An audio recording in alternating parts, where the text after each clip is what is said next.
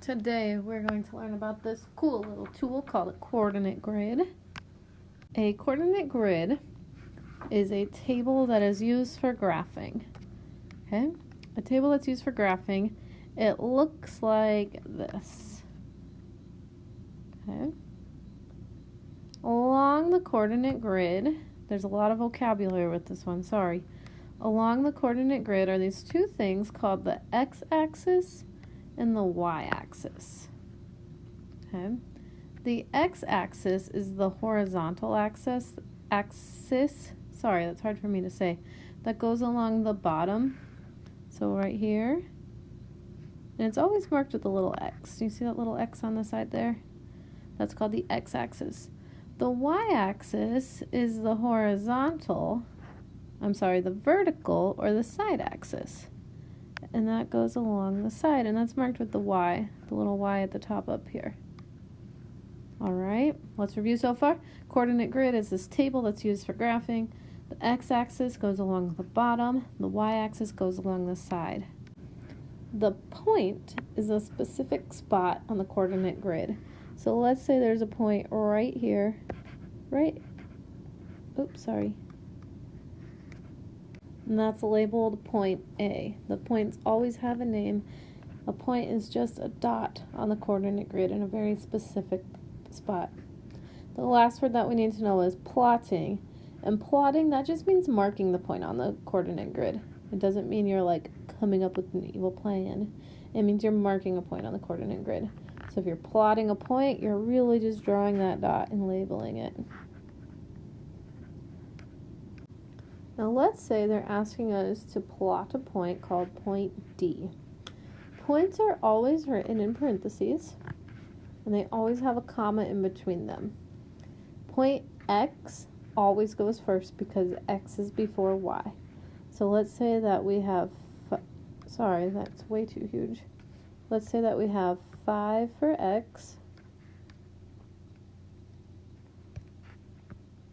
There we go. And 7 for Y.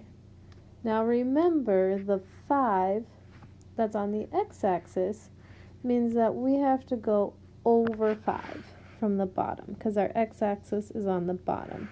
So what that means is we're going to count over 1, 2, 3, 4, 5. Okay? Then for the y-axis, we're going to count up 7 because the y-axis is the vertical on the side.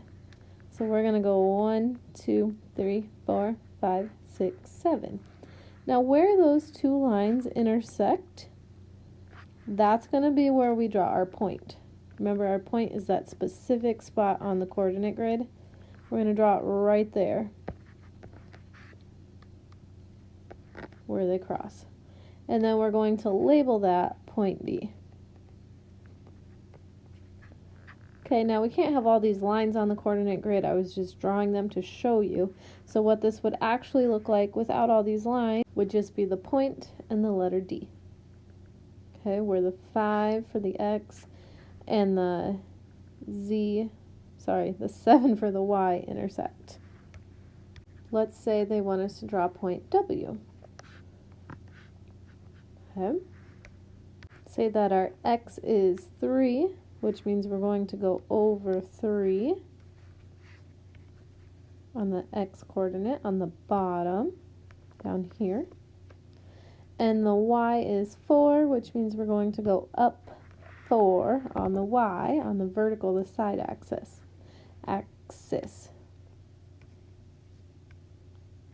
So we're going to count over 3, count up 4, and label that point W. Now sometimes they are going to ask you to put the coordinates, so the numbers of where the points are that are already on the grid. So if it's asking you for point R, remember we have to have our parentheses separated by a comma. First we're going to see how many over for the x-axis that goes. So find point R, which is right here. We are going to count over 3. So for our numbers that we write down, we're going to write it went over 3. And then we're going to see how many up it went for the y-axis. So R is right here. It went up 8. So then our coordinates are going to be 3, 8. Okay, let's see what point L is at. We're going to look at how many over it goes first. So we have over 8. And we have up for the y-axis 2. So our coordinates for point L are 8, 2. You try for a few seconds to figure out the coordinates for point T.